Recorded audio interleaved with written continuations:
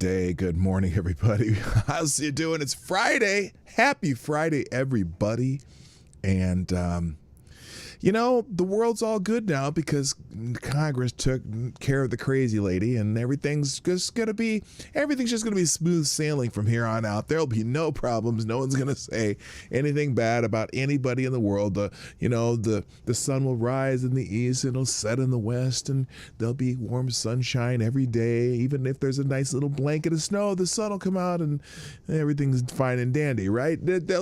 Congress has solved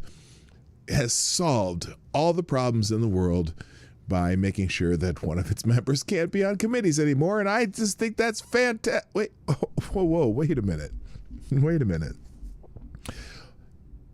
Let's see, for shit she did before she was in Congress, did she break any rules? Huh. So let me get this straight. Besides the fact that she has had some nutty ideas in the past, and who knows how many of those linger in her, this thing up here, right? But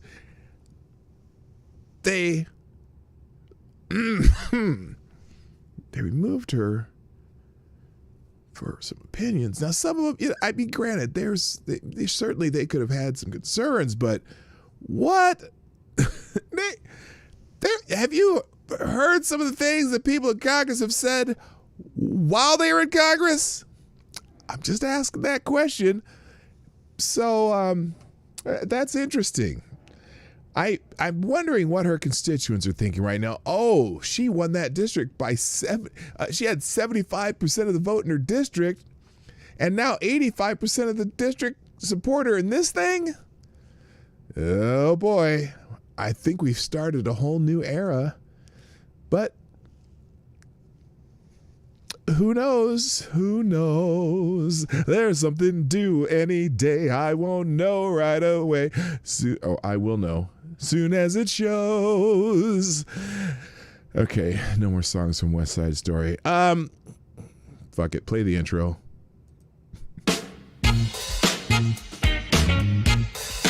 Ladies and gentlemen, coming to you live from the Lucky Dog studio in a hidden location somewhere in the upper Midwest of the United States of America, it's a brother making his own way but with all the wrong opinions.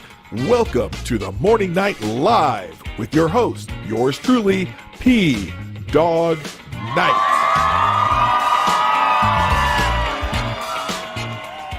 And stop the music. Good morning, everybody. Happy Friday. Welcome to the Morning Night Live. I'm your host, Marty, also known as PDawgKnight on the internet, and welcome back to the Dawg Knight Channel. It is Friday, the 5th of February, 2021, and I am just happy to be breathing.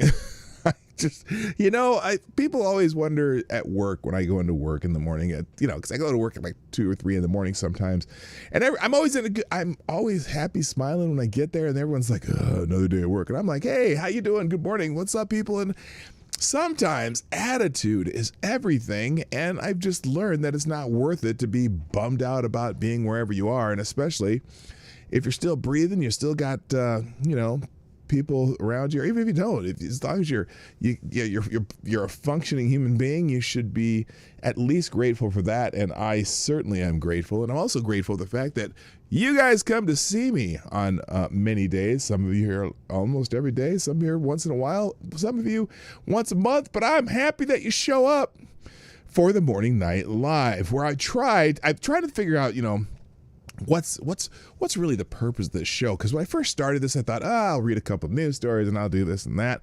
But then what I've been figuring out with this show is that a lot of times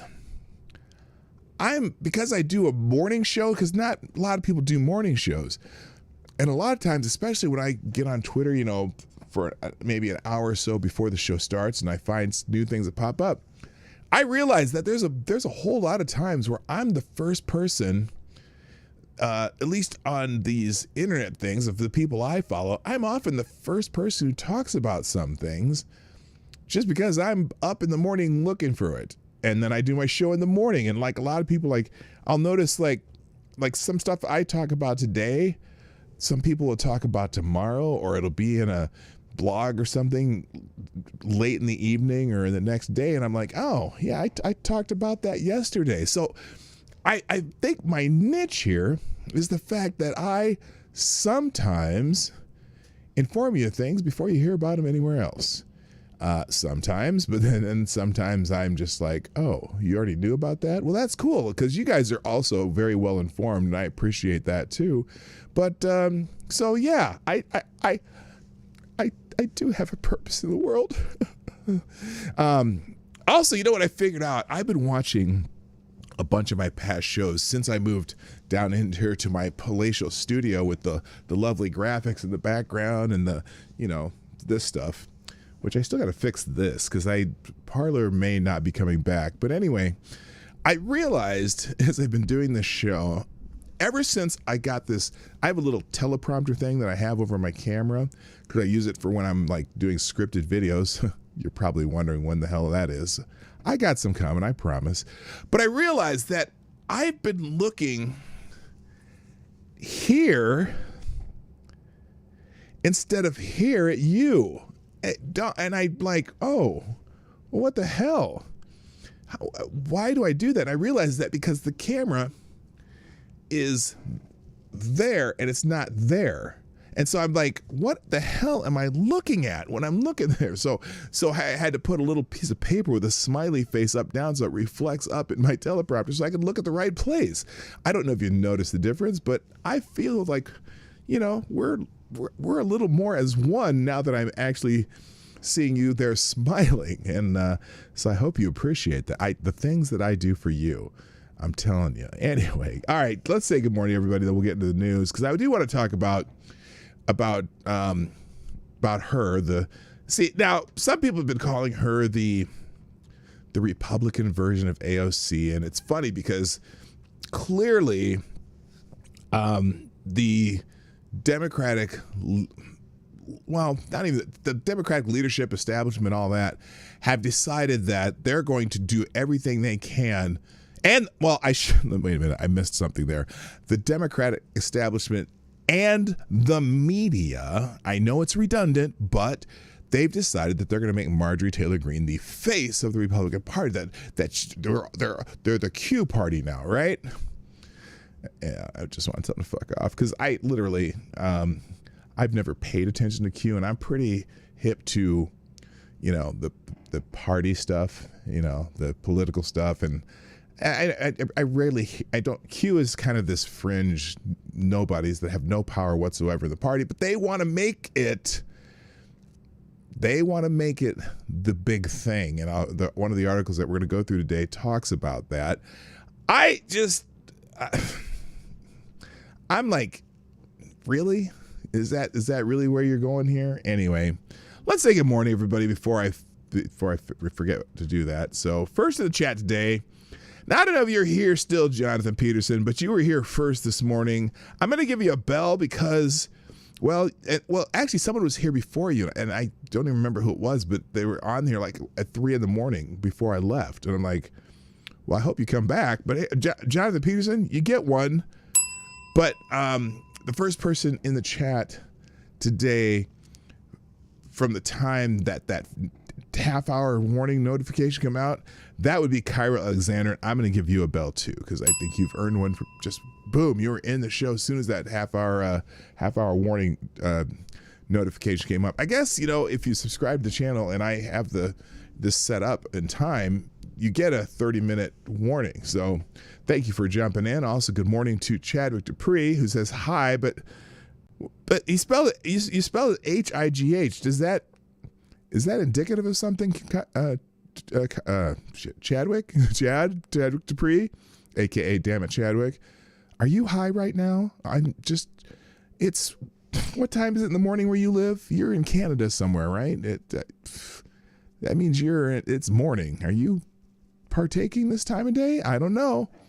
All right, good morning, Mike Savage, Blarg, Tyler F, Mr. Yes, Furry Kitten, Renee Mayette, Green Badger Outdoors. Also, good morning, Becca Farley. Again, because we were both watching Monkey in the Morning a little bit earlier. Oh, I don't know why I shut that off, too. Because I'm going to have Monkey do a raid on me this morning. After his show's over. I don't know when he's, because his show's really random. There's no set time. Let me make sure I turn this. Yeah. Oh, wait. Shh. Quiet there, Monkey. Okay, I'm going to put that back up because I might just orchestrate my own raid. Anyway, also good morning to, where was I at? Jesse Leon, how you doing? Selected boy. Yeah, boy. Also, good morning to Buster Outlaws. Nice to see you back. And he was over on the Monkey Show too. I was listening while I was setting up my show. So anyway, Jay's PFP, what's happening? He says, good morning, Chad Peeps. Also, good morning to Shaitan's Advocate, Advocatus Diabli. Now that's kind of that's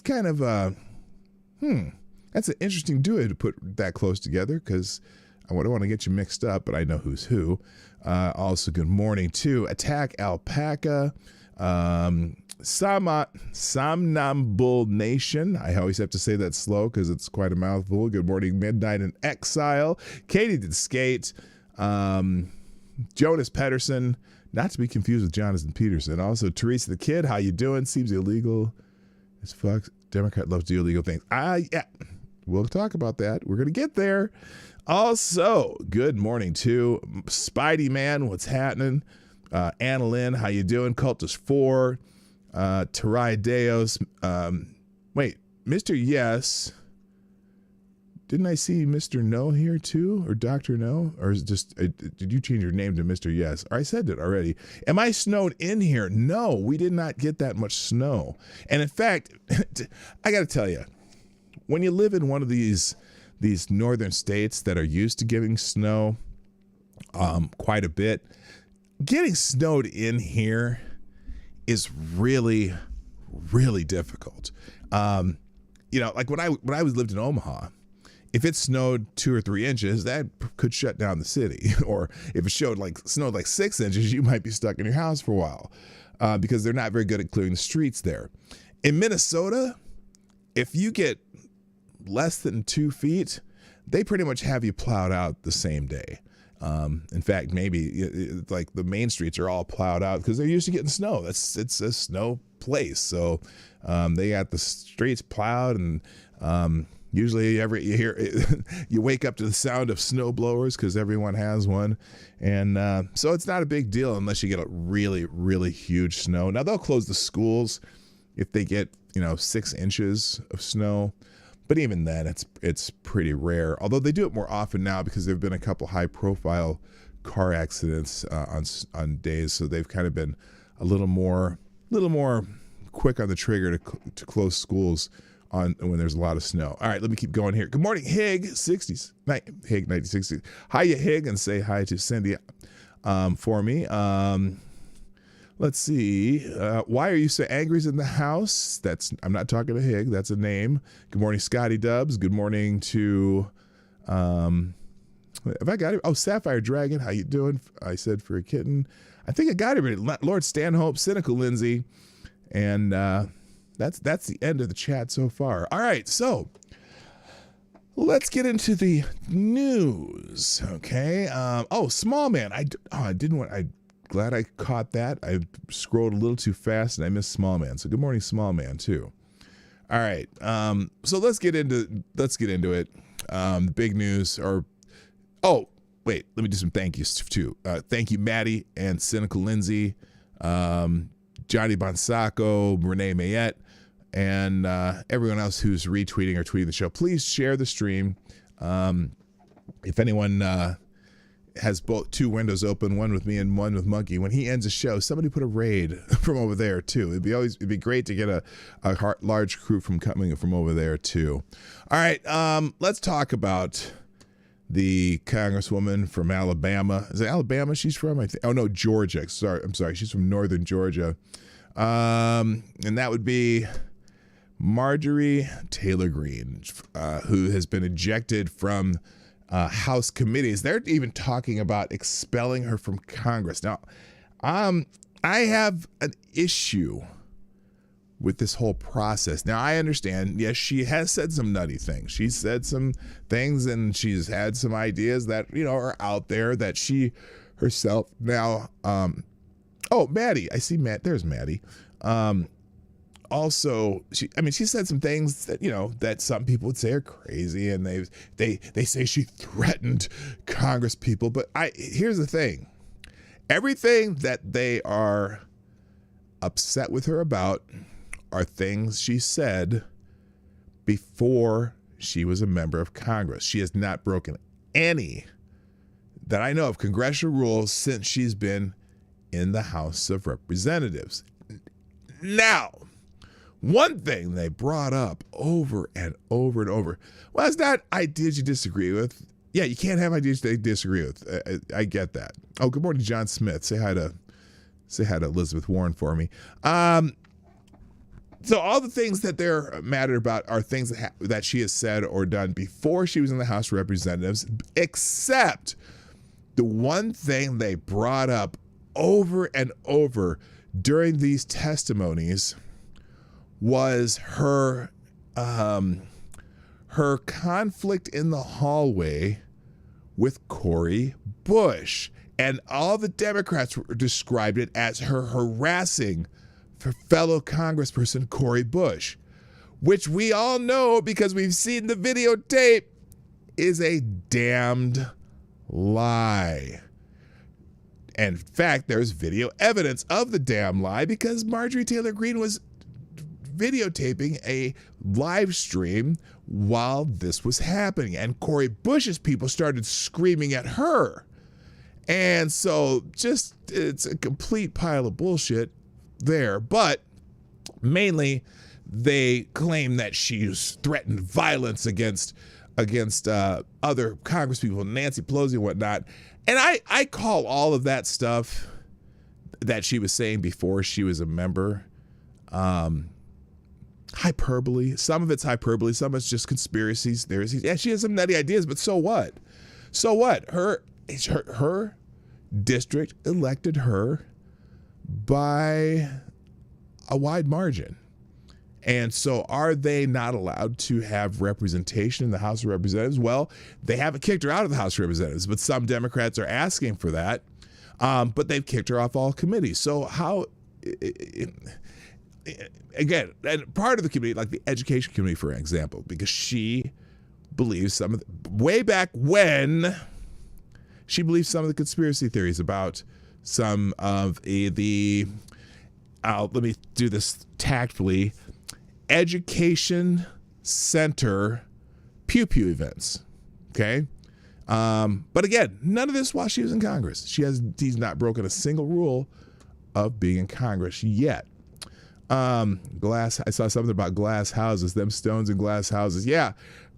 So my question today on the Twitter machine, I said, well, now that we've taken care of Marjorie Taylor Green and some of the nutty things that she has said before she became a member of Congress, now maybe we can start cleaning up the mess of things that people have said and done while they are in Congress. Eric Swalwell, Maxine Waters, Ilhan Omar, right? Because they just said some crazy shit. That in fact, I'm going to say that Maxine Waters has directly incited harassment of cabinet members and other members of the United States Congress. She literally told them to go out and harass people. Verbatim, like the actual word, go harass them. Fascinating. Anyway, so let's see. Speaker Nancy Pelosi and fellow Democrats on Thursday voted to remove Marjorie Taylor Green from the Education and Budget Committees to which she had been appointed by the Republican minority. Now this is interesting, nearly all Democrats. Oh, hi Bearcock and Amy in Connecticut, hard disk fail. And okay, I'm caught up. Nearly all Democrats and 11 Republicans voted 230 to 199 to sideline Green over her adherence to an array of conspiracy theories. Her adherents, the ones that she rejected during the testimony, I'm not so sure. 2 Democrats and 1 Republican did not vote. Most Republicans voted against the purge, saying Green's controversial remarks predate her election and that the Democrats are guilty of a double standard. They said the vote sets a worrying precedent for removing minority party legislature from post. Green spoke in her own defense, saying she regrets believing in the QAnon conspiracy theory, but she defiantly accused the news media of being as guilty as QAnon of spreading untruths. True. The just sworn in Congresswoman also disavowed her association with the 9/11 Truth Movement and her assertion that mass shootings were possible false flag operations staged by gun control advocates. The 11 Republicans voting against Green, including New York Representatives Nicole Malliotakis, who represents Staten Island and part of Brooklyn, John Katko, who represents Syracuse, and Chris Jacob, whose district spans the suburbs of Buffalo and Rochester. Explaining why she sided against her GOP colleague, or colleagues, whatever, Malliotakis said Green's remarks were deeply disturbing and extraordinarily offensive and hurtful to thousands of 9/11 families and first responders, our Jewish community, and many others in my district, and that she wants Pelosi to take similar action against scandal-plagued Democrats. Again, I don't fault Malliotakis for her vote. If she wants to vote that way, that's certainly her prerogative. My point still stands, though. All of those things have not been done while she was a member of Congress. So if her constituency back in Georgia wants to take care of her that way, fine, they can vote her out. But she's still part of the correction. Well, they haven't kicked her out of Congress yet. I'm waiting for them to try that one. That'll be very, very interesting. Anyway, Representative Chris Smith of New Jersey also voted to remove Green, as did South Florida Republican Carlos Jimenez, Maria Salazar, and Mario Diaz-Balart, whose district's neighbor, Parkland, Florida, the site of the 2018 school massacre. So anyway, that's not the big part of the story I wanted to highlight. I'll get there in a second. Good morning, MC. Hammer time. Also, hi, Ebony Williams. How are you, my friend? And D.I. Freighter Watcher, nice to see you back. Haven't seen you for a couple days. Good to have you back. So anyway, there's 2 articles in my that'll be in my tabs after the show. This one, the New York Post article. Then there's a local. This is from WSB TV in Atlanta. Channel 2 also has a story. They pretty much mirror each other. There's a couple different items in the second story if you're interested in reading that. But I want to move on to this story that kind of gives you an idea what's happening as far as the media and the Democrats. I know that's redundant. I keep saying it. Good morning to You're a Ridiculous Lunatic. How you doing? I'm going to start abbreviating that to lunatic. What's up, lunatic? How you doing? So this is what's interesting, because there seems to be a concerted effort to, well, let me just read the title. The QAnon takeover of the GOP is a fantasy of corporate media and Democrats, but it's a way they want to tar every Republican with the conspiracy theories. Here we go. There's indeed a fight underway for the future of the Republican Party, but it's not about QAnon conspiracy theories or crackpot lawmakers. There's a big push, and this is from the Federalist, John Daniel Davison. You all know their political leanings.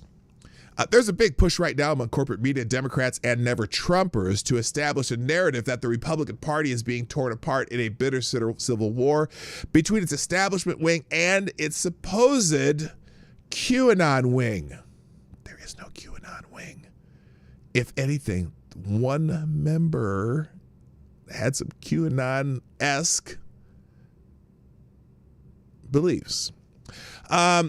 It's about as true as your garden variety QAnon conspiracy theory, but it's politically useful, which is why you're seeing it crop up all over the media right now. Have you been hearing about Q in the media, by the way? Have you heard anyone in the media talk about Q? Yeah, they won't shut up about it. Even though it's not, I mean, I follow politics and media and shit every day. And unless it's one of these media outlets talking about Q, there are very few Q people, so to speak, but they make it sound like they certainly make it sound like it's the, it's the big thing in the Republican Party. It's not. Hate to tell you. Real quick, good morning. Lucifer never changes. Good morning. Nice to see you. Also, Joe Biden is in the house. Come on, man. Also known as Uncle Bad Touch in the chat. I'm sorry, that joke's just never gonna get old. I'm gonna keep saying it. Anyway, according to this narrative, dangerous right-wing conspiracy theorists and QAnon acolytes make up a sizable portion of the GOP electorate and enjoy broad acceptance among Republican elected officials and right-of-center media outlets. These people believe all the lies and conspiracy theories that the Trump peddled after the November election, so much so that they launched an armed insurrection at the U.S. Capitol on January 6th in a failed attempt to overturn the election results and maybe even kidnap Vice President Mike Pence or murder Representative Alexandria Ocasio-Cortez. You want to smell my hair?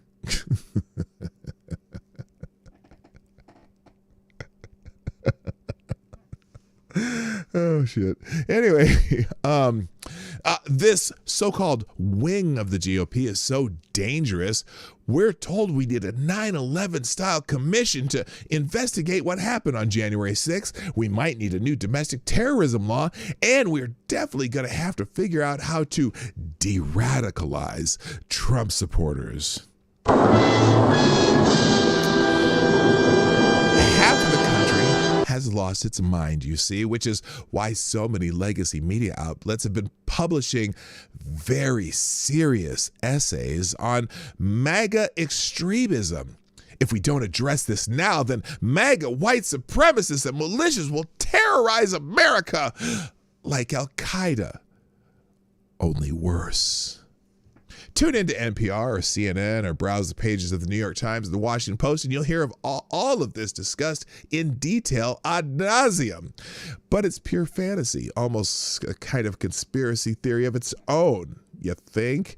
Akin to the years-long conspiracy theories about Trump's collusion with Russia in the 2016 election, which Democrats and the press, I know that's still redundant, still cling to despite zero evidence after years of investigations. Woodcutter. Oh, no, that's not Woodcutter. That's Why Are You So Angry? I thought it was Woodcutter.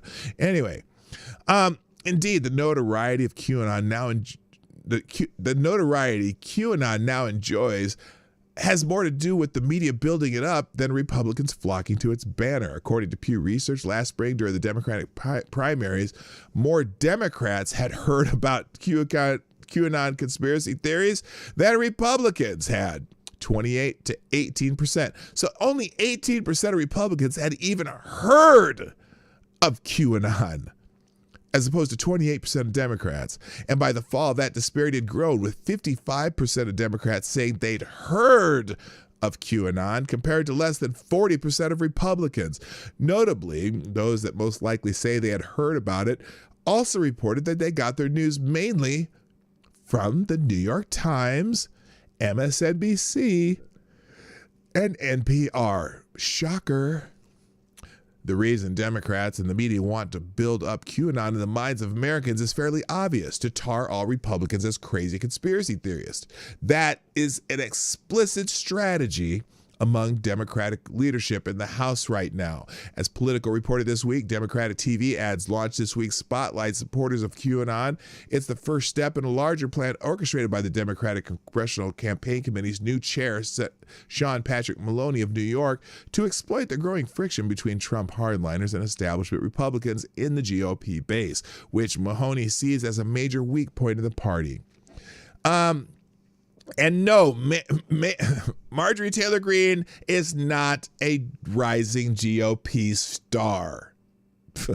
The point of all this is to make all Republicans candidate answer for the outlandish ideas of a small sliver of the GOP electorate and exactly one newly elected Republican member of the House, Representative Marjorie Taylor Green of Georgia, a now famous, thanks to the media, QAnon conspiracy theorist and generally kooky lady that the people of Northwest Georgia made the mistake of electing it to Congress in November. Well, you know what?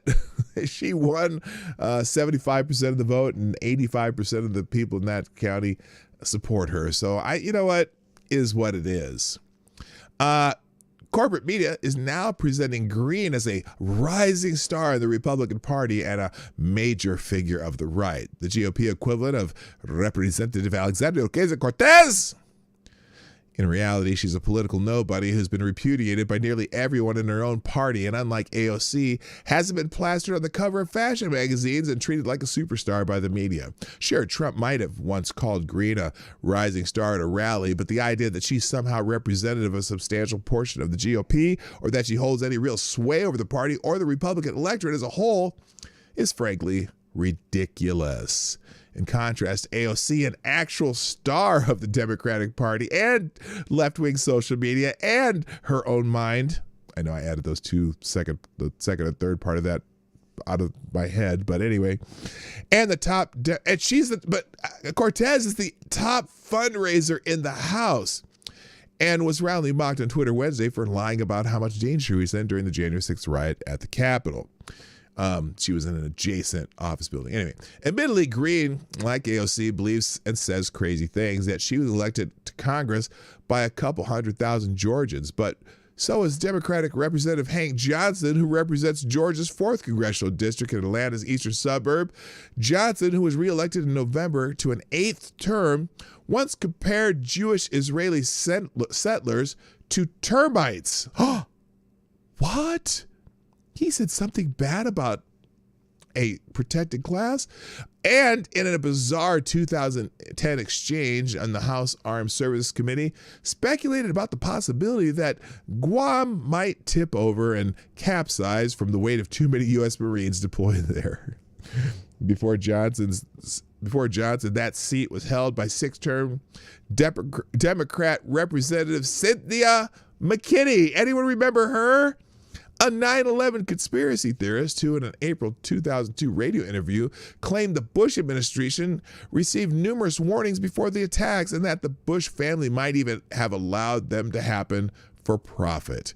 Before that, McKinney claimed there had been widespread voter fraud in Florida during the 2000 presidential election and that Al Gore had really won. She joined a handful of other House Democrats in objecting to the certification of the Electoral College vote and did so again 4 years later, objecting to the Electoral College votes from Ohio. But McKinney never faced Republican calls to be stripped of her committee assignments or to be expelled from Congress, as Green has now been from House Democrats for views she held prior to being elected. Instead, McKinney was primaried by another Democrat in 2002, punished not by the media or the opposing party, but by voters in her own district, which is the responsibility of the people who live in that district. She challenged her primary loss in court, claiming thousands of Republicans had voted in the Democratic primary, but presented no evidence of voter fraud and lost the cause. Amazingly, she was reelected in 2004. Some crackpots get elected to Congress, but the proper remedy is for their constituents to vote them out of office, not for their fellow lawmakers to do an end run around voters. Setting aside Green and QAnon, there's a tug of war underway in the GOP, but not between QAnon enthusiasts and non-QAnoners.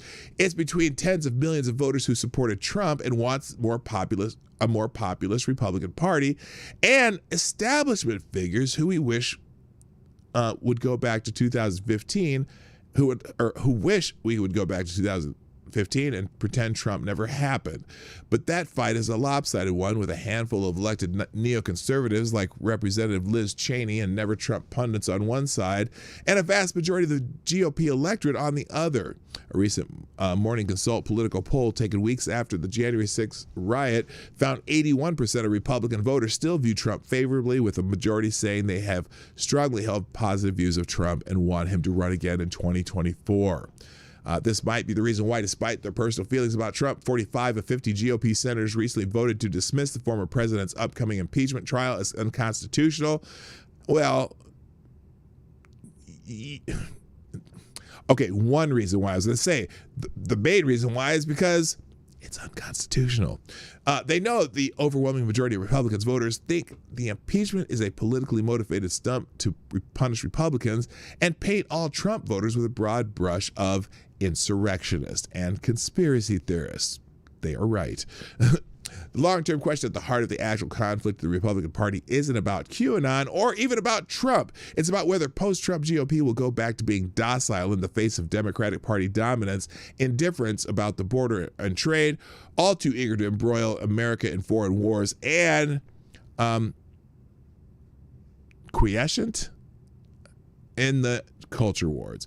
A GOP that refused to go back to those days and took up the banner of conservative populism would be a real threat to Democratic control in Washington and the culture ascendancy of the left. No wonder Democrats, the media, would rather talk about QAnon. So that's my one, the big story today. Again, they're with Marjorie Taylor Green.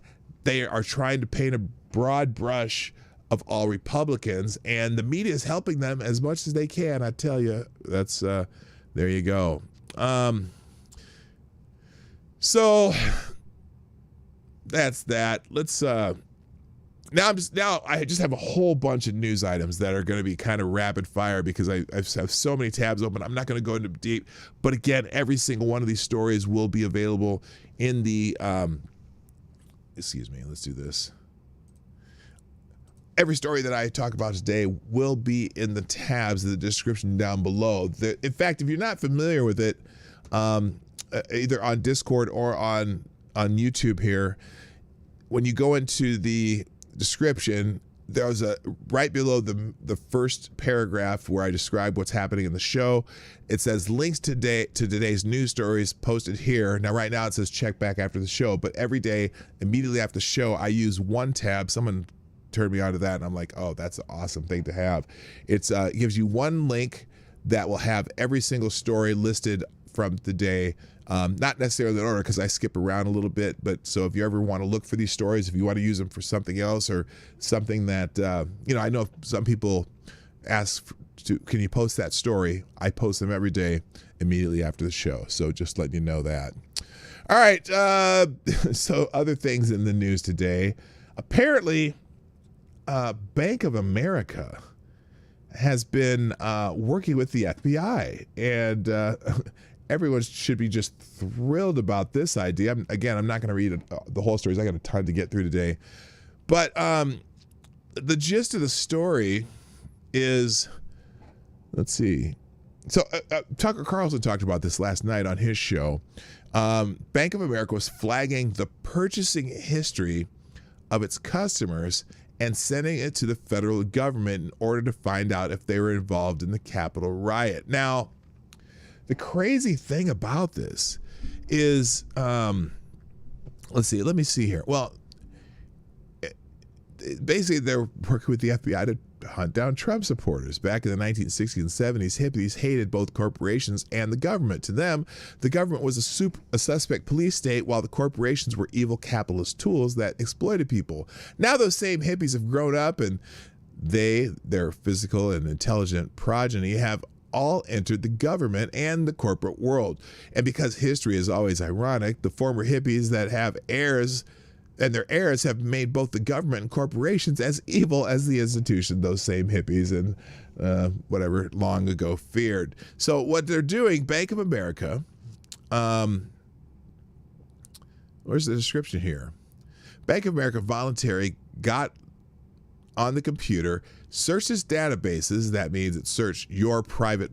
If you bank at Bank of America, they searched your private financial records to learn whether you traveled to D.C., stayed anywhere within the vast radius of D.C., bought anything at a weapons store in D.C., whether it was a T-shirt or a can opener or ammo, and bought and if you bought airline tickets to anywhere.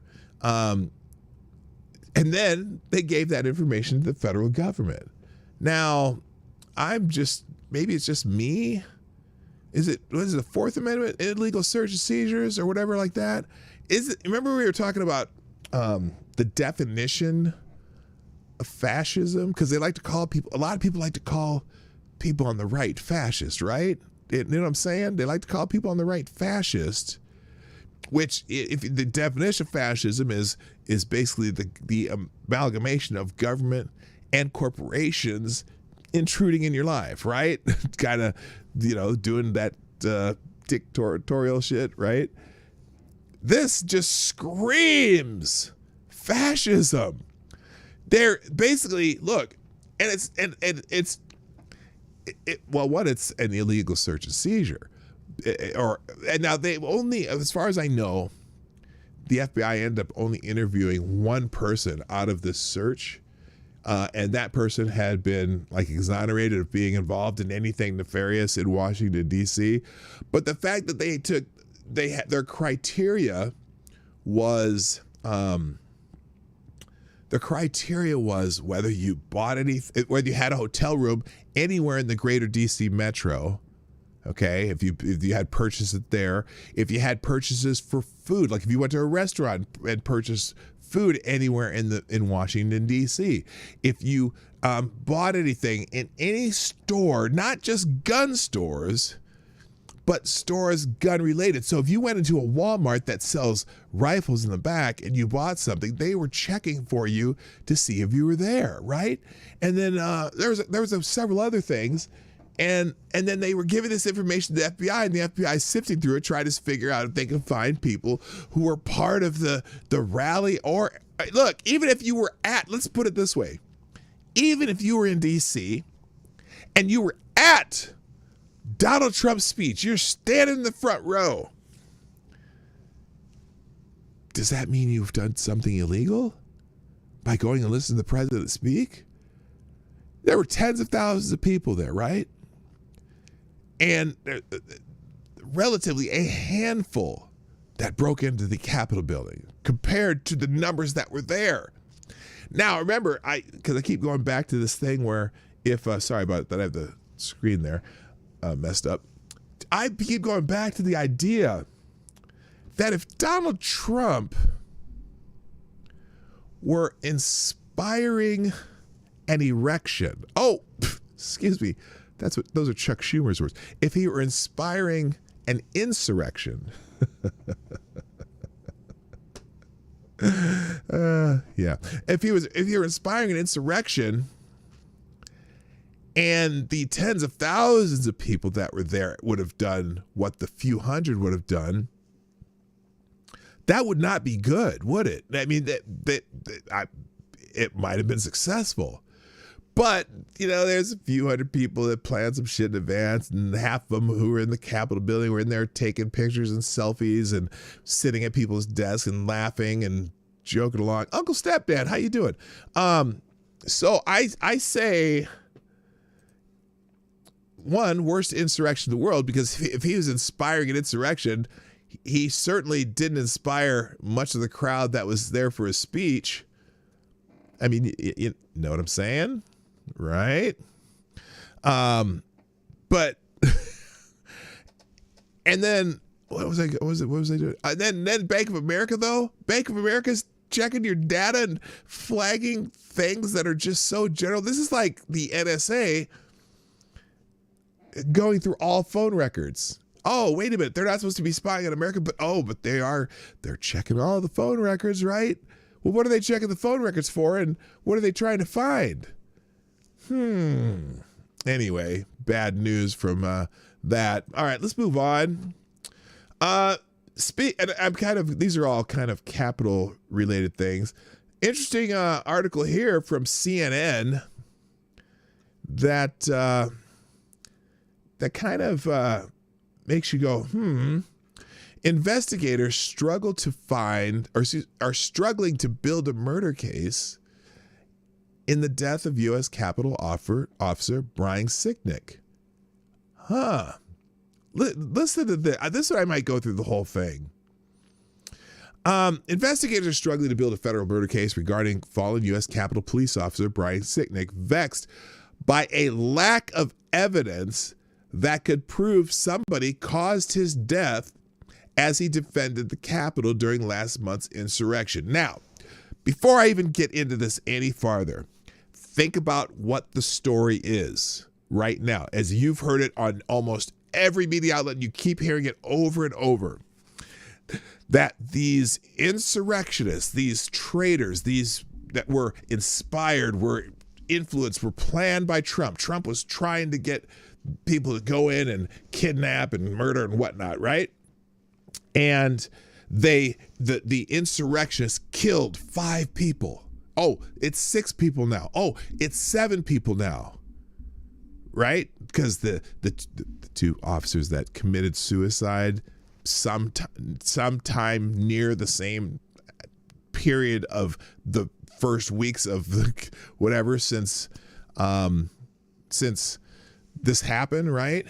And they beat this officer to death. That's the story. Everyone's saying the insurrectionists beat this officer to death. And they obviously now the other people who died, 3 were people who had natural cause conditions that caused their death. And then the 5th one was a person who was shot by Capitol Police and killed. And then 6 and 7 are 2 guys who committed suicide, right? But that's the story, that these insurrections where people died. People died! Which, now look, I don't want to minimize it, but now we get the story from CNN. Authorities have reviewed video and photographs that show Sicknick engaging with rioters amid the siege, but have yet to identify a moment in which he suffered his fatal injuries. Law enforcement officials familiar with the matter said.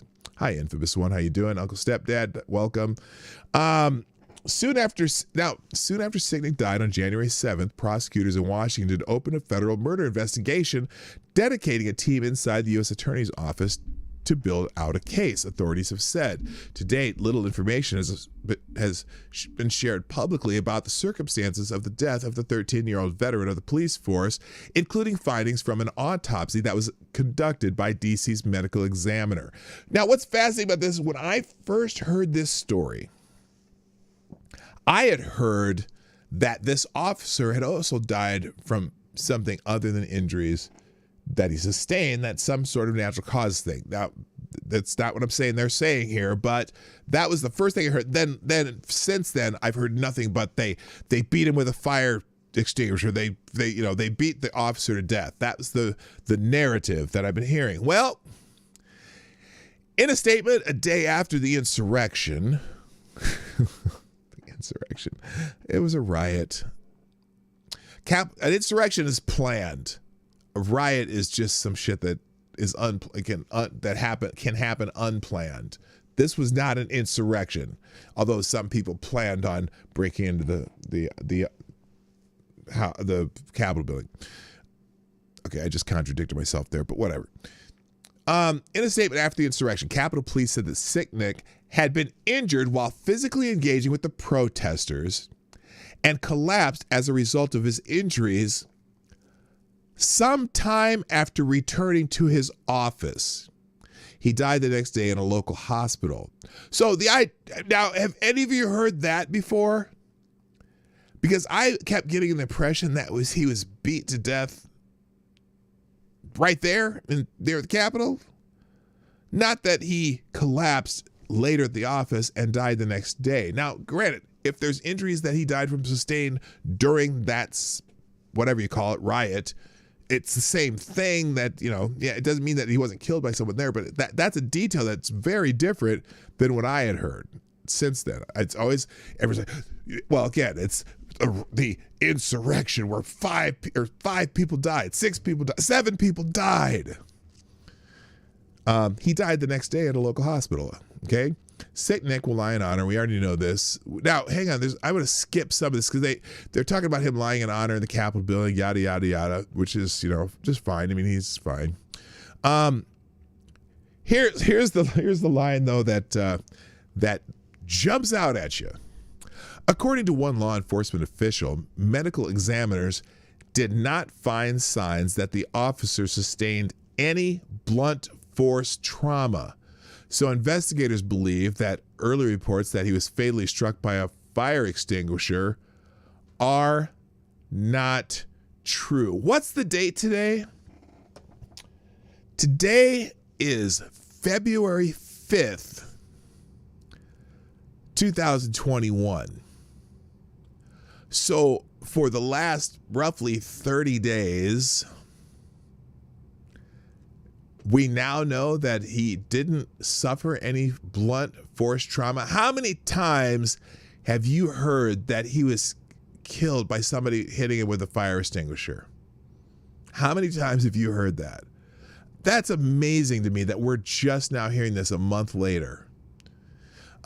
Now, he says one possibility being considered by investigators is that Sick Nick became ill after interacting with a chemical irritant like pepper spray or bear spray that was deployed in the crowd. I wonder who deployed pepper spray in the crowd. I don't know if there's any evidence of the insurrectionist deploying pepper spray, but it's possible. But investigators reviewing video of the officer's time around the Capitol haven't been able to confirm that in a tape, and that has been in a tape that has been recovered so far. Officials said the case could also be complicated if Sick Nick had a pre-existing medical condition. It could not be learned if he did. Now, why are they bringing that up? If why would they bring that up? Anyway, the spokeswoman for the U.S. Capitol Police declined to comment for this story, citing ongoing investigation. So, no evidence of blunt force trauma. So much for the fire extinguisher story. It sucks. I mean, it's really sad that this guy died during or before this thing. But it certainly changes the story if he did not die from injuries sustained at least a little bit. It doesn't mean the assholes who broke into the Capitol are any better, but it certainly changes the narrative, changes the story. So, who knows? So, wow. Anyway, so let's move on here. I hit the wrong button there. More stories. Trump, let's talk about impeachment a little bit. The Trump impeachment trial, or whatever that's going to be. Apparently, the members of the House have invited President Trump to testify at the impeachment trial. And Donald Trump's answer is typically Donald Trump. Well, there's a couple different answers here. There's one from his attorneys, and there's another one from, I think, Trump himself. Trump team rejects offer to testify at impeachment trial as a public relations stunt. Former President Donald Trump turned down an offer from Democrats to testify at his upcoming impeachment trial in the Senate, blasting the offer as a public relations stunt. Representative Jamie Raskin, I don't know if I have his letter, but it's pretty fascinating. The lead impeachment man for the House sent Trump the offer via letter on Thursday. Trump attorney Bruce Castor and David Schoen. Hey, is that Jedi Ghost Bear? Is that David Schoen? I wonder. Rejected the request hours later. I think it's a coincidence. Hello, Humble Clay. Private citizen. Yeah, no doubt. We are in receipt of your latest public relations stunt. This is the letter from the from David Schoen. We are in receipt of your latest public relations stunt. As you certainly know, there is no such thing as a negative inference in this unconstitutional proceeding. Your letter only confirmed what is known to everyone. You cannot prove your allegations against the 45th President of the United States, who is now a private citizen. The use of our Constitution to bring a purported impeachment proceeding is much too serious to play these games. So I think I have a copy of Jamie Raskin's letter in the next article here. I hope I do, because it's oh no, that's Maxine, Auntie Maxine. Oh, I don't have it. I wish I had Jamie Raskin's letter. It's now, I don't know. Jamie Raskin, I'm pretty sure, is an attorney, because most of the Congress critters are. Let's see, Jamie Raskin letter to Trump. Let's try this. Let's see if we can find it here. Here's the letter from the House impeachment managers. Now listen to this. This is funny because he should know better. He should know better. Hang on a second here. Let me get it on the screen so you can see as I read. There we go. Dear President Trump, as you are aware, the United States House of Representatives has approved an article of impeachment against you for incitement of insurrection. I'm sorry, did I say erection again? No, I said insurrection, never mind. The Senate trial for this article of impeachment shall begin on Tuesday, February 9th, 2021. 2 days ago, you filed an answer in which you denied many factual allegations set forth in the article of impeachment. This is great. You have thus attempted to put critical facts at issue, notwithstanding the clear and overwhelming evidence of your constitutional offense. Really, they didn't present any evidence. They presented no evidence. In light of your disputing these factual allegations, I write to invite you to provide testimony under oath, either before or during the Senate impeachment trial concerning your conduct on January 6, 2021. We would propose that you provide your testimony, of course, including cross-examination, as early as Monday, February 8, 2021, or not later than Thursday, February 11, 2021. We would be pleased to arrange such testimony at a mutually convenient time and place. Presidents Gerald Ford and Bill Clinton both provided testimony while in office, and the Supreme Court held that just last year you were not immune from legal process while serving as president. So there's no doubt that you could testify in these proceedings. Indeed, whereas a sitting president might raise concern about distraction from their official duties, that concern is obviously inapplicable here. Oh, why might that be? Oh, because he's not holding office right now. Hey, Jamie Raskin, how can you remove somebody who doesn't hold office? You're saying, even your own letter, you admit he's not president. We therefore appreciate your availability to testify. Now, this is the line that's a kicker, because someone's going to be able to tell me what the problem with this paragraph is. If you decline this invitation, we reserve any and all rights, including the right to establish at trial that your refusal to testify supports a strong adverse inference regarding your actions or inactions on January 6, 2021. And then he says when you can respond to this letter. Now, that is why in this letter, return letter to them, let's see, where is it here?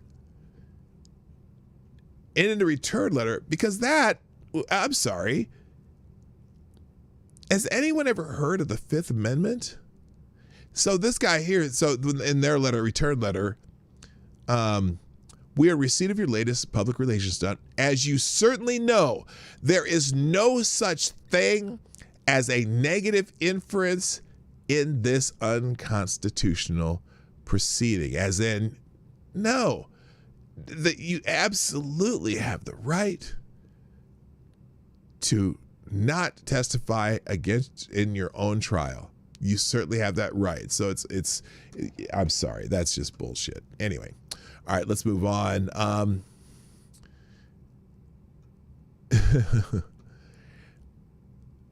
there's an article here where they asked Nancy Pelosi why bother with impeachment when they know it's not going to work.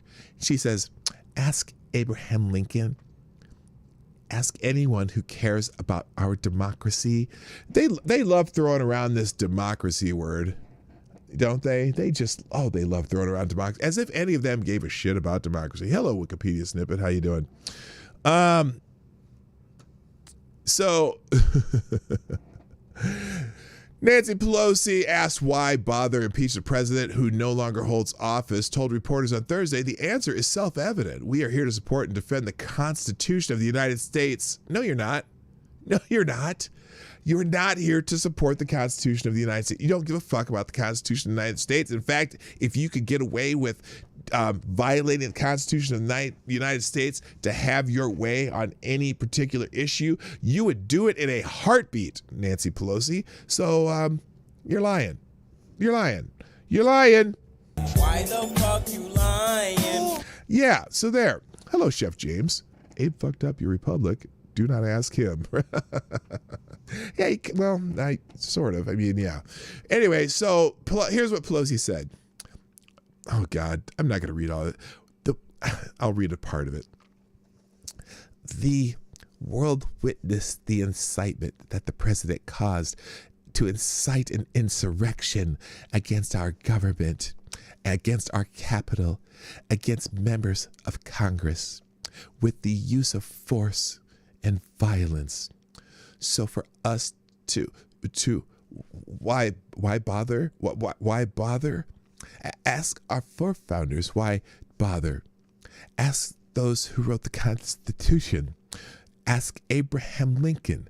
Ask anyone who cares about our democracy why we are bothering. You cannot go forward until you have justice. And what did we say about the what did we say about the preamble to the Constitution? Didn't we say it started out with justice? We, the people of the United States, in order to form a more perfect union, establish justice. You've heard me say it again and again. Pope, oh my God. She's invoking, oh my God. Pope Paul VI said, if you want peace, work for justice. Martin Luther King, peace is not just the absence of dissension, it is the presence of justice. So we will honor the Constitution by establishing justice. And again, we can do a couple things at once. We are moving with our legislation to pass the Biden administration, Biden-Harris administration COVID packet. Now, whoa! Interesting there. That's very interesting what she just did.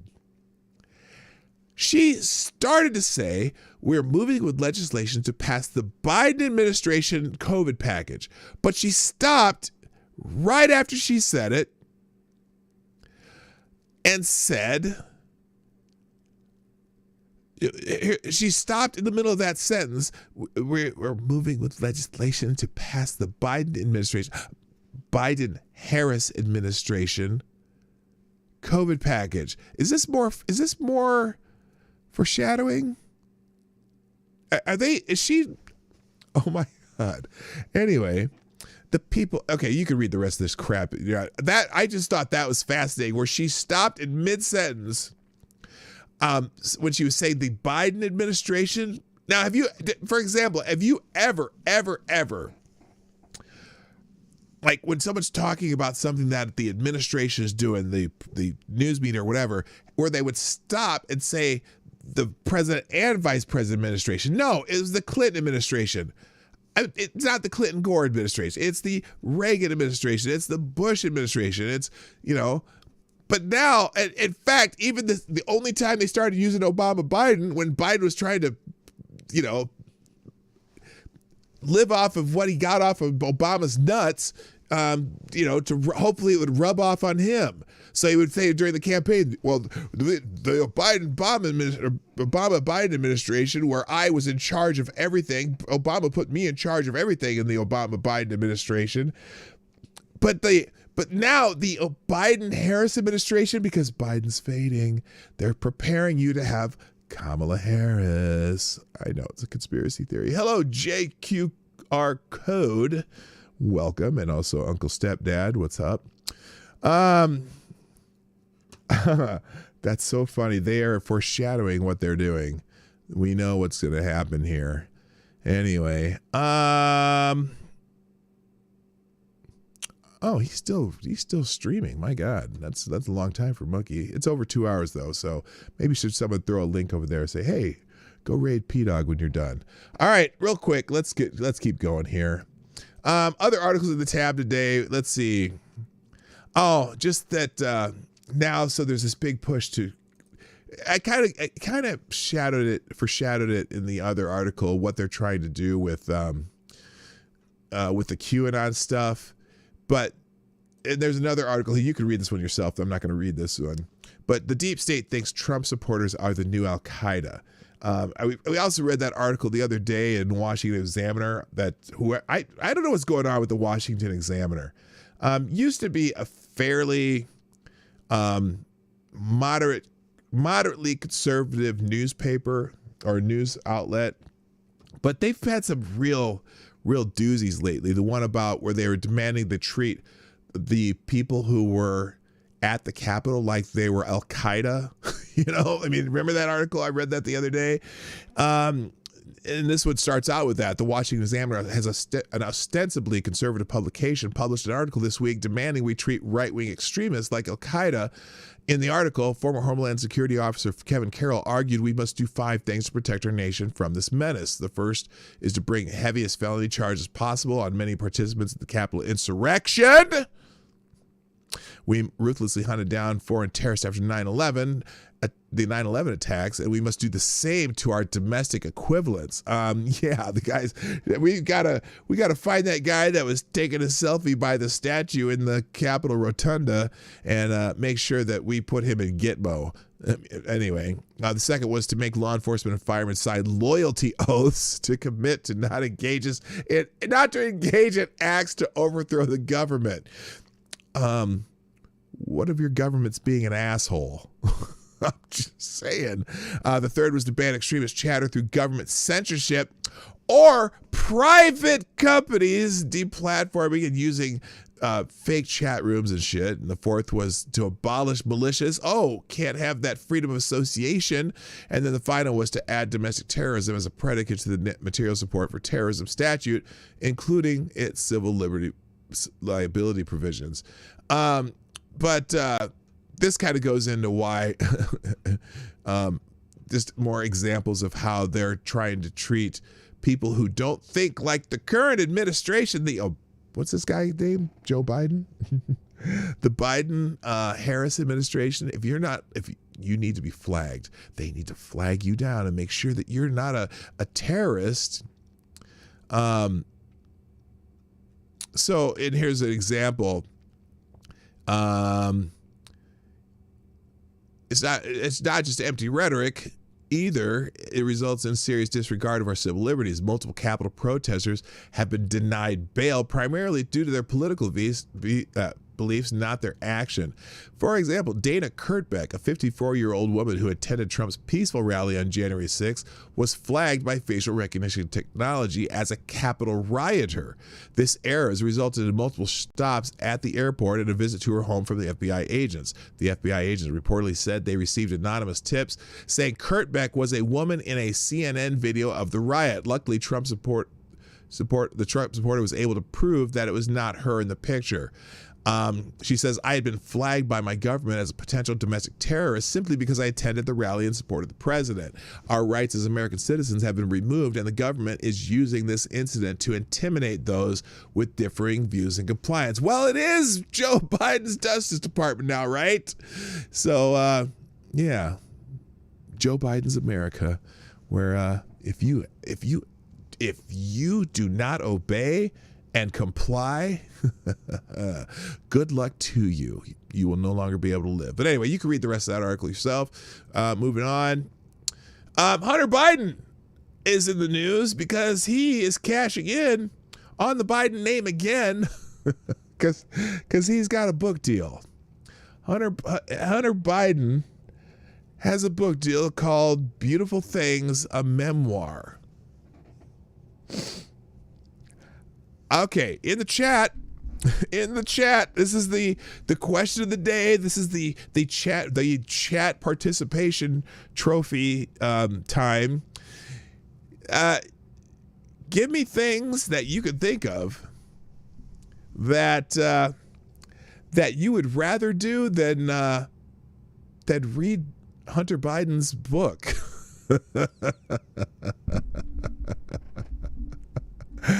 Oh my gosh, because I was thinking Red Hot Poker Eye, something like that. Hunter Biden is cashing in on his father's presidency already with the juicy memoir due out this spring, the Associated Press reports. Hunter Biden, son of President Joe Biden, and an ongoing target for conservatives. I'm sorry, you mean that guy that's under FBI investigation? That guy? Oh my God. His memoir is coming out April 6th. Oh my gosh, 2 days after my birthday. Good morning, the gayest person on YouTube. Nice to see you back. I haven't seen you in a while. The book is called Beautiful Things and will center on the younger Biden's well-publicized struggles with substance abuse, according to Gallery Books, an imprint of Simon & Schuster. Inquired in the fall of 2019, Beautiful Things was kept under wraps, even as Biden's business dealings became a fixation of then-President Donald Trump and others during the election, and his finances a matter of investigation by the Justice Department. Beautiful Things was circulated among several authors. It includes advanced praise from Stephen King. Just become an asshole. Hello. And David Eggers and Lamont. Anyway, the terms of the deal were not disclosed. I'm sure that he's got a pretty big fat thing of cash. Oh my gosh, the first donation of the day. Outstanding. Did I do? Yeah, I did do that. Thank you, a horrible gamer. See, I forgot to show the show. You know, this show is brought to you by you people. When I say, what do you mean by you people? It's brought to you by you people. And, you know, I appreciate donations here and there. And a horrible gamer, guess what? You are the new Streamlabs Superstar Donor. In fact, you are the only Streamlabs Superstar Donor of the day. Anyway, thank you very much. I appreciate it. Who says, Morning, did you read the Times article detailing how big union, big corporations, and social media all colluded to steal the election from Trump? It's sickening. And I'm so black-pilled right now. Yes, that is in my tabs today. I'm not going to get to it. I might have to do something separate on it. But yeah, it's pretty bad. Good Lord. Definitely going to read that article. So anyway, yeah, good God almighty. Thank God Hunter Biden has a book deal. Now, I got to go through these fast because there's a whole bunch of things I got to get to. So these are just going to be quick hits. They're all these articles are in the tabs when I put them in the description down below and also on Discord. Thank you again, a horrible gamer. I really appreciate the donation. All right, so moving on quickly. Jade and Emerald, how you doing? Nice to see you. By the way, if anyone here is not subscribed, you know what to do. Subscribe, click the bell, get notifications, follow me on Twitter, mine's Gab, and well, maybe Parler someday. But most social media, if there's a social media out there, check at PDawgKnight. I'm on most of them. I do notifications on most of them also. All right, moving on. Vermont Secretary of State is pushing to make universal vote by mail permanent. Good God. I don't even think I need to say anything about that, but they're just making, what is the word? Voter fraud. I can't say it on YouTube anymore, so don't say that word, but they're making it easier for the Vermonters. And look for this push. In fact, the Congress is trying to push this. Now remember, all voting laws are done within the states by the state legislatures. And so the idea that Congress is trying to pass legislation to determine voting rules across all 50 states, I think might be unconstitutional. But they aren't that smart, so they try it anyway. Thank you, Buster Outlaws. I do have some of these things. What you'd rather do than read Hunter Biden's book? I'd rather watch Two Girls, One Cup, Buster Outlaws says. Oh, good Lord. You. Thank you again, Buster Outlaws, for the donation through through Super Chat. Also, another Streamlabs from A Horrible Gamer. And A Horrible Gamer, you are still the superstar donor of the day. I am sure Democrats are in on it, and it's the reason why they have the military circling the Capitol, because if the public knows what was done, you know how we are. Well, no, we're not. We're not like that, though. That's the thing. That whole Capitol thing was a complete and utter anomaly. Think about what happens after most Republican rallies or protests or anything. What do right-wing people do? They clean up after themselves and go home. The difference between our rallies and left-wing rallies or protests is left-wing rallies and protests leaves either garbage or destruction wherever they go. We tend to go home and, because we got shit to do, we got to go to work next day and feed our families and shit. And but I feel you. I know what you meant there. Thank you again, A Horrible Gamer. Thank you, Buster Outlaws. All right, moving on. Let's see. Attorney for now this is rich. This is absolutely rich. So there's still one congressional race that hasn't been completely decided. They've been doing recounts, and at the end of the race, one candidate, the Republican, was up 61 votes over the Democrat, and this is, I think, upstate New York. And so they've been recounting, and now the Republicans up, after a recount, the Republicans up 122 votes. Well, the Democrat in this race, their attorneys are saying, let's get the whole thing on the screen. The trailing Democratic candidate is claiming voting machine count errors. I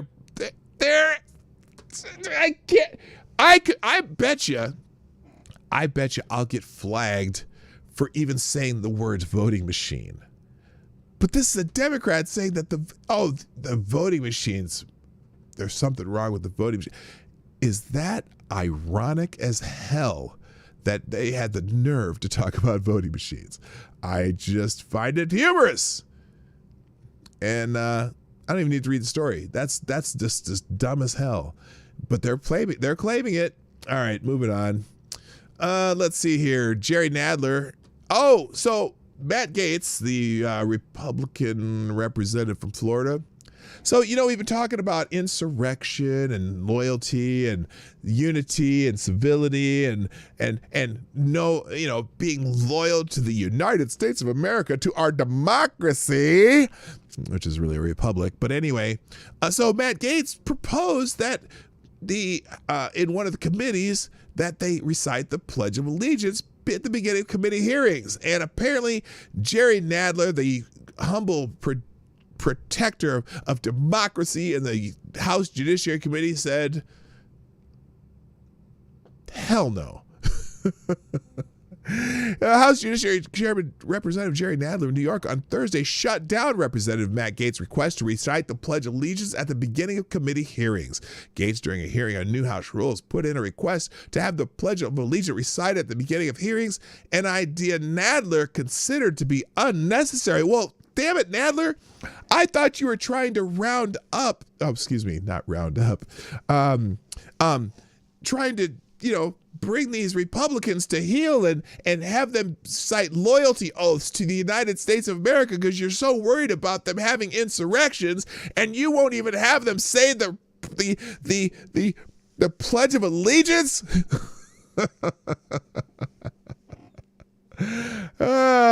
You want to have re-education camps, but you won't have them say the Pledge of Allegiance? You won't require them to be allegiant to the United States of America? What is wrong with you, Jerry Nadler? What is wrong with you?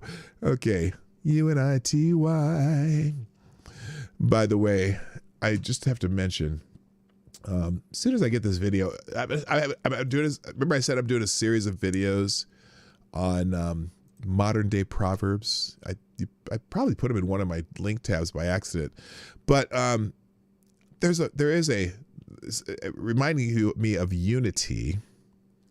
Yes, I know, republic. I know it's not a democracy. That was a joke. Unity is the media's kryptonite. Conflict is their profit center. That's one of my modern day proverbs. Would you like to hear another modern day proverb? Here's one.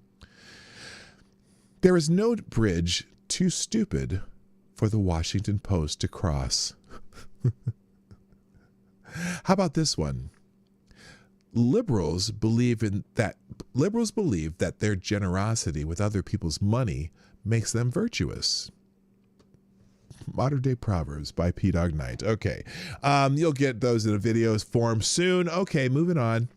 Let's see what else is the news. Oh, I only got 10 minutes left. I got a lot to cover in 10 minutes. Let's just give you some headlines. And oh my gosh, Trump apparently, he's a member of the Screen Actors Guild, because you kind of have to be a member of the Screen Actors Guild if you want to do any kind of television or movie work, or often even not even that. Even if you want to do sometimes voice work or things like that, you have to be a member of the Screen Actors Guild. Well, apparently the Screen Actors Guild, I think, want to oust Donald Trump from the guild, even though he's done a lot of work.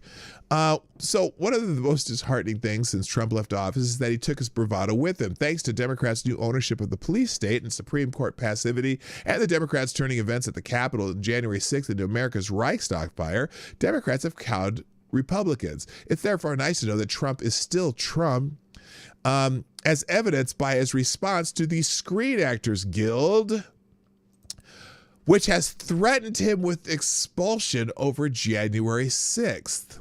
Because all people, no matter how peanut-sized their brains, now know what happened on January 6th had nothing to do with Trump. Even the FBI has admitted that the events were planned long before January 6th and had nothing to do with Trump. Worse, that even the Washington Post had to admit that the FBI may well have been warned in advance and did nothing. So anyway, here's what the Screen Actor Guild said to Trump. They decided to score some points in a cheap publicity stunt by firing Trump, who was a member because of all his years bringing money into Hollywood, pumping in movies and The Apprentice and all that shit. They wrote this. Donald Trump attacked the values that this union holds most sacred. What? Pedophilia? I'm sorry, did I say that out loud? I'm going to get flagged today. This is never going to be monetized. They say democracy, truth, respect for our fellow Americans of all races and faiths, and the sanctity of the free press, said SAG President Gabrielle Cartieris. There's a straight line from his wanton disregard for truth to the attacks on journalists perpetrated by his followers. Well, anyway, so they did some kind of press release where they said they're going to try to get rid of him. Well, here's Trump's response, and this is classic. I'm just going to say classic as many times as I possibly can. From Donald John Trump. Mrs. Cartieris, I write to you today regarding the so-called disciplinary committee hearing aimed at revoking my union membership. Who cares? While I'm not familiar with your work, I'm very proud of my work on movies such as Home Alone 2, Zoolander, and Wall Street, Money Never Sleeps. And television shows including The Fresh Prince of Bel-Air, Saturday Night Live, and of course one of the most successful shows in television history, The Apprentice, to name a few. I also greatly helped cable news the cable news television business, said to be a dying platform with not much time left until I got involved in politics, and created thousands of jobs at networks such as MSDNC, the fake news CNN, among many others. Which brings me to your blatant attempt at free media attention to distract from your dismal record as a union. Your organization has done little for its members and nothing for me besides collecting dues and promoting dangerous un-American American policies and ideas, as evidenced by your massive unemployment rates and lawsuits from celebrated actors who even recorded a video saying, "Why isn't the union fighting for me?" These, however, are policy failures. Your disciplinary failures are even more egregious. I no longer wish to be associated with your union. As such, this letter is to inform you my immediate resignation from SAG-AFTRA. You've done nothing for me. Signed, President Donald Trump. Oh, yes. It's Trump's ego. Hell yeah, it's Trump's ego. I know it is, but still, it's funny. It's just funny. He's just, come on, try. It's like, come at me, bitch. All right. As you may have known, the Democratic Democrats' COVID-19 bill is a grab bag of leftist goodies and not stimulus. If you want to read a story about what's in that bill that has nothing to do with stimulating the economy or helping people, there is a boatload of shit in it, but you're gonna have to read the article yourself because I don't have time. But it's in one of my tabs here. Also, over at Legal Insurrection, the CDC is about to require masks in all forms of transportation that basically doesn't belong to you. And if you thought they would stick to planes, trains, and federal property, you're wrong. They're recommending that people have to wear masks in all forms of non-personal transportation. The rule applies to passengers on airplanes, trains, subways, buses, taxis, and get this, ride shares, so Uber and Lyft. Now, Uber and Lyft already have a policy where you need to wear a mask in their cars. We used when I was in Colorado, or when I was in, when I've been traveling, I'm using Uber and Lyft, and we've had to wear a mask while you're in there. And I don't care if that's the policy of the company. But anyway, airlines already require masks and ban more than 2,000 passengers for refusing to wear one. Flight attendant unions have said that federal rule will make it easier for crews to enforce the requirement. No, it won't. They've been enforcing it anyway. So how will it make it any easier? But yeah, so modes of transportation: aircraft, train, road vehicle, vessel, or other means of transportation, including military. You know what? Hidden in the small print, it includes rideshare, meaning arrangements where passengers travel in a privately owned road vehicle driven by its owner in connection with a fare service. So I'm just waiting for the day that they say you have to wear a mask to drive your car if there's other passengers in it. It's crazy. And it says, you are subject to arrest for these violations. Masks worn in a way that does not cover both mouth and nose, face shields or goggles. Face shields or goggles may be worn to supplement a mask that meets the above required. Scarves, ski masks, baklavas, or bandanas. The following, these do not fulfill the requirements of the order. So you know how some people use bandanas, and that's fine. In some places they count that. Not for this regulation. They have to mask. Shirt or sweater, collars, turtleneck collars pulled up over the mouth and nose. Masks made from loosely woven fabric or that are knitted, like Alyssa Milano's mask. Masks made from materials that are hard to breathe through, such as vinyl, plastic, or leather. Masks containing slits, exhalation valves, or punctures. Masks that do not fit properly, large gaps, too loose. So they can, if you have a mask that has the wrong kind of gap, you are subject to arrest for that violation. Good Lord. It's in the tabs. All right, let me fly through the rest of this. There's one I have to get to. CNN president Jeff Zucker is stepping down.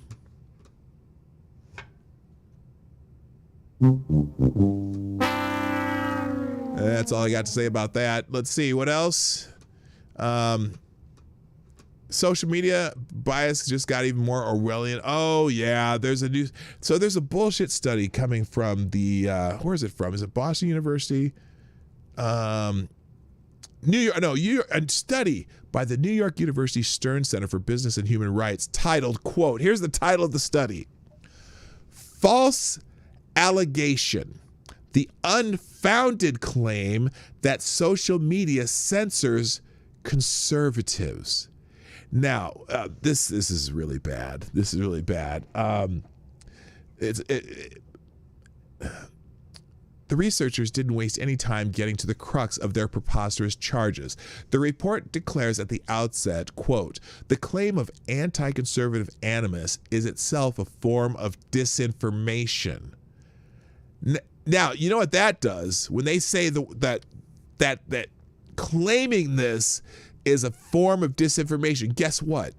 If you complain about conservatives being throttled on social media, that's disinformation. What can they sanction you for on social media?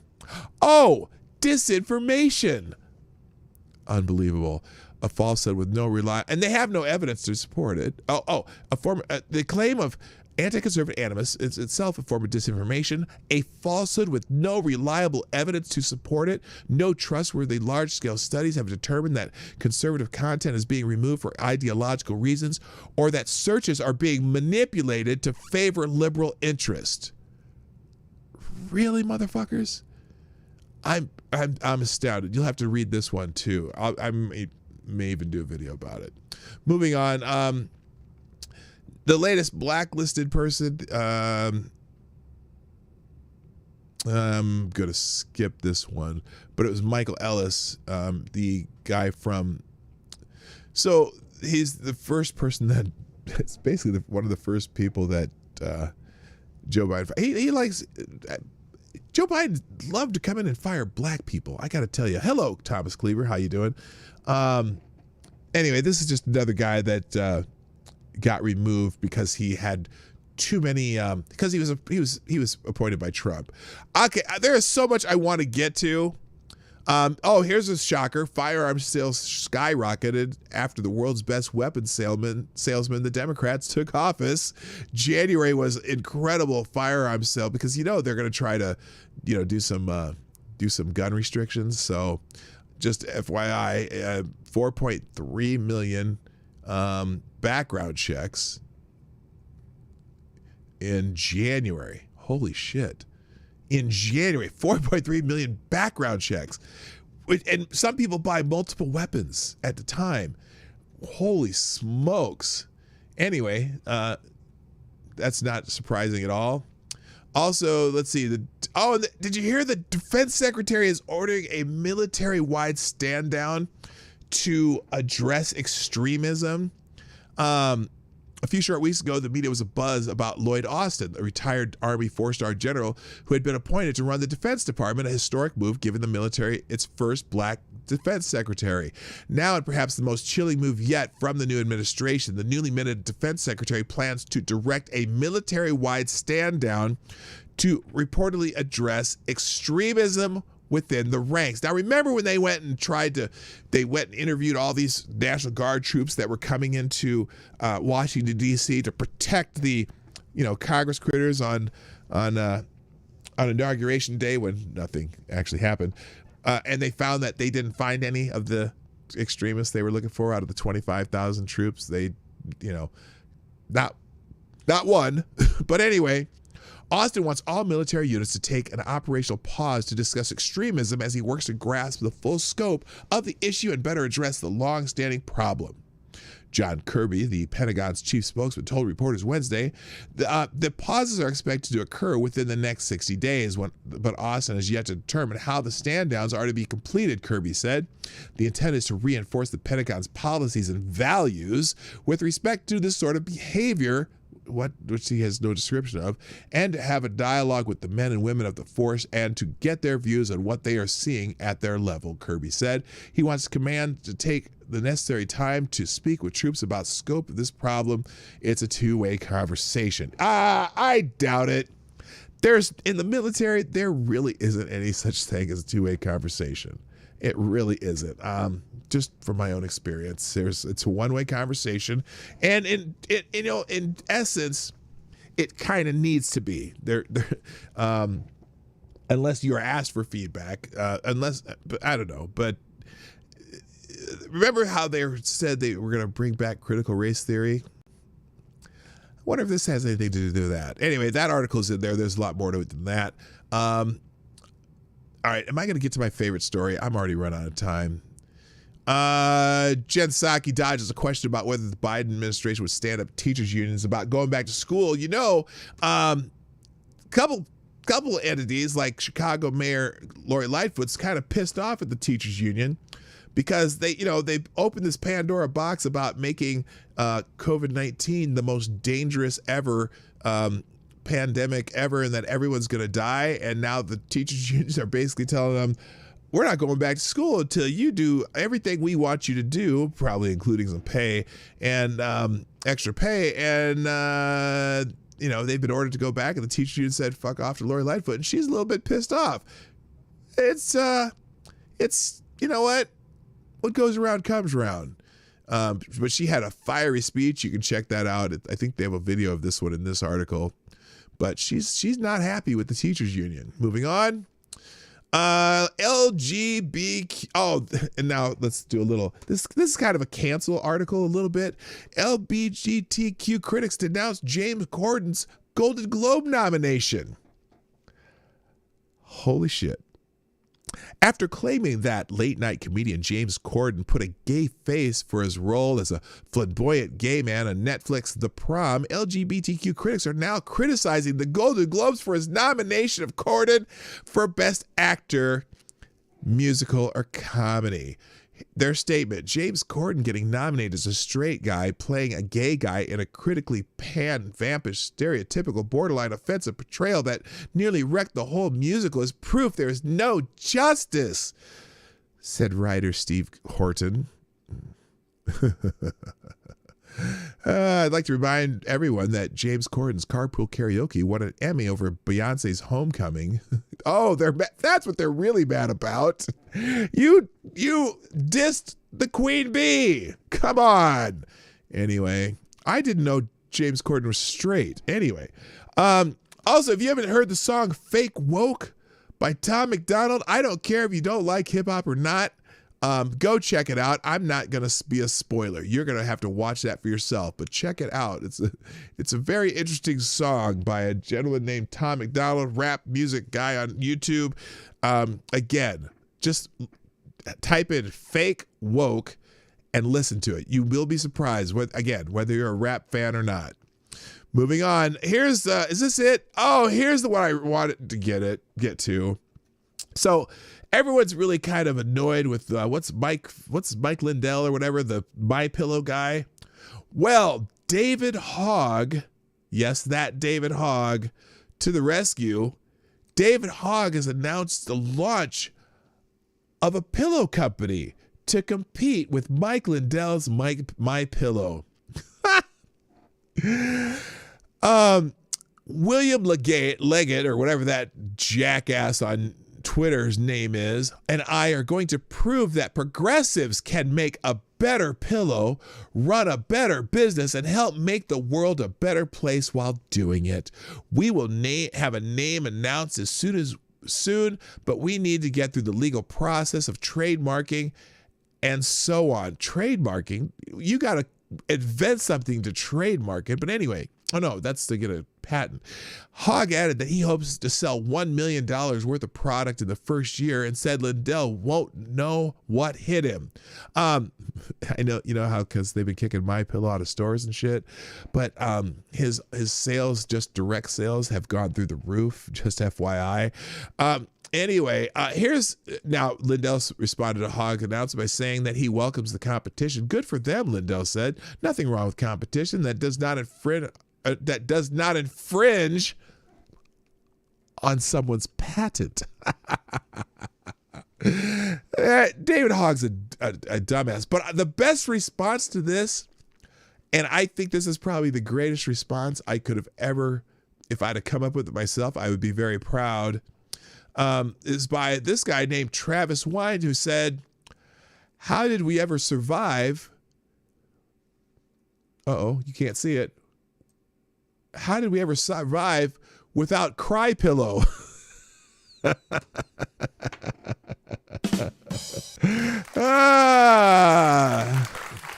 Yes, that is fantastic. All right. Let's see. Is there anything else I need to get to? Oh gosh. Yeah, you can check this out. So the PolitiFact editor calls to save America by censoring free speech. PolitiFact, you know, the ultra extra accurate political fact checking organizations that always has to, you know, most of these political fact checkers are bullshit artists. But she wrote an article, and again, you're going to have to read this one for yourself. Her opinion: to control online misinformation, we need real world solutions. You can tell just by the title that this article is going to be nuts, or is nuts. I've already read it. It's pretty bad. Basically, she's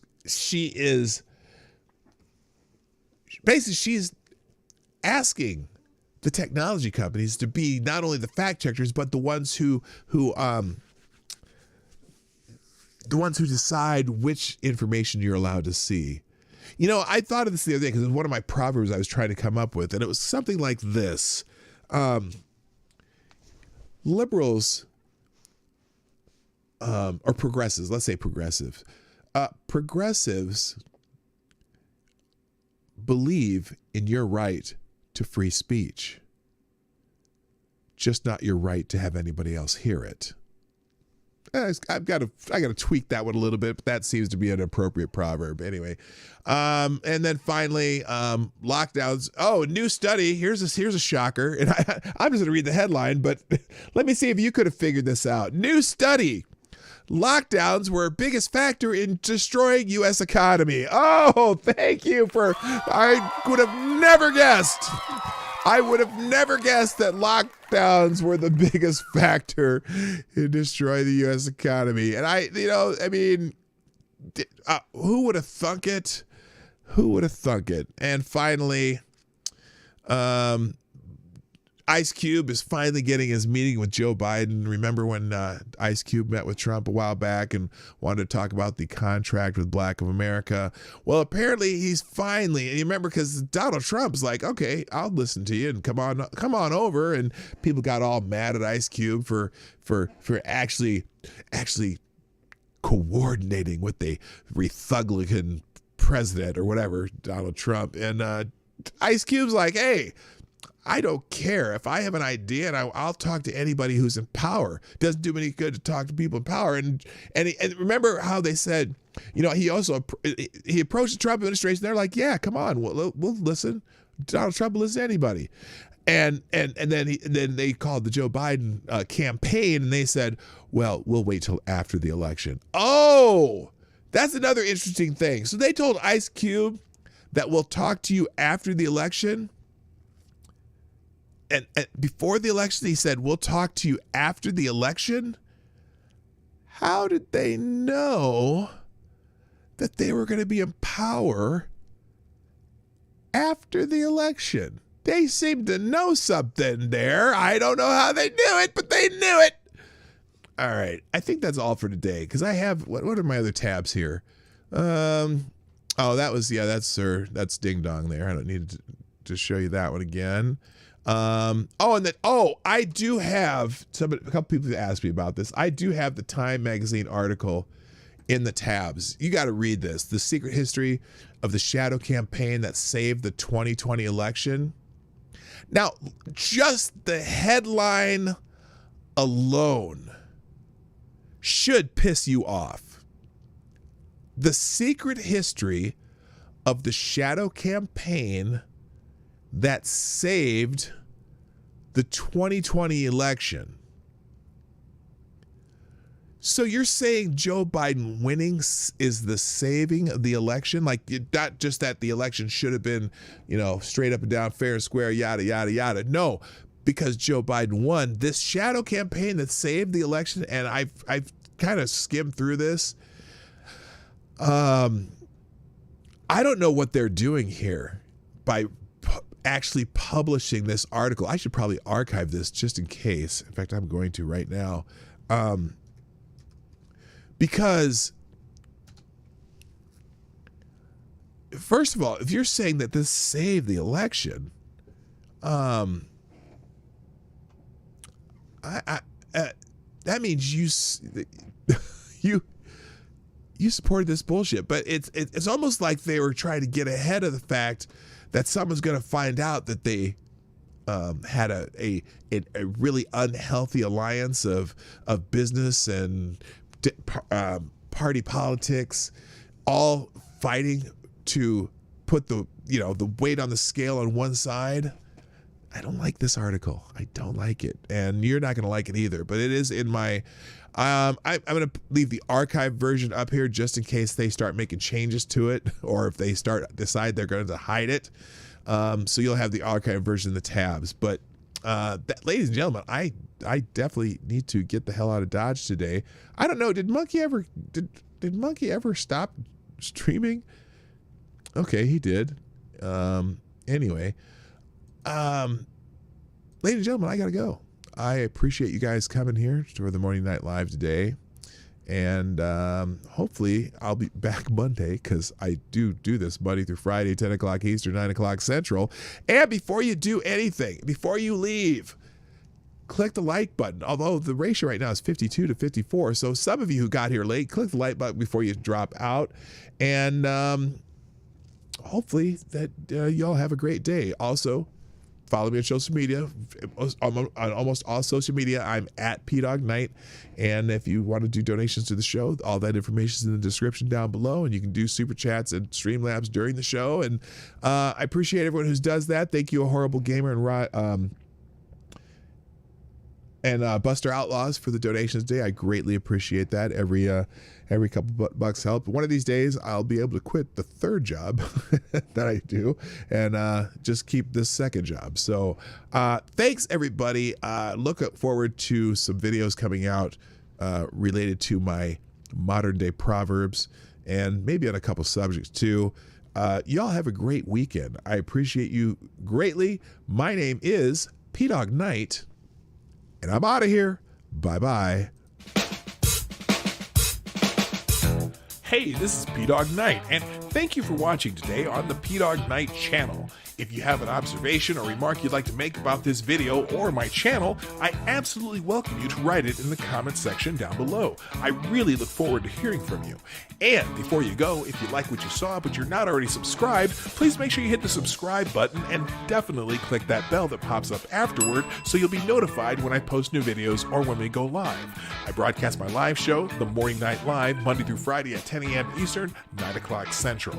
A special thank you to all supporters of this channel who share our videos on social media and who make donations through the Streamlabs link, which is also in the description down below. Thanks again, and until next time, I'm PDawgKnight, and I'm out of here.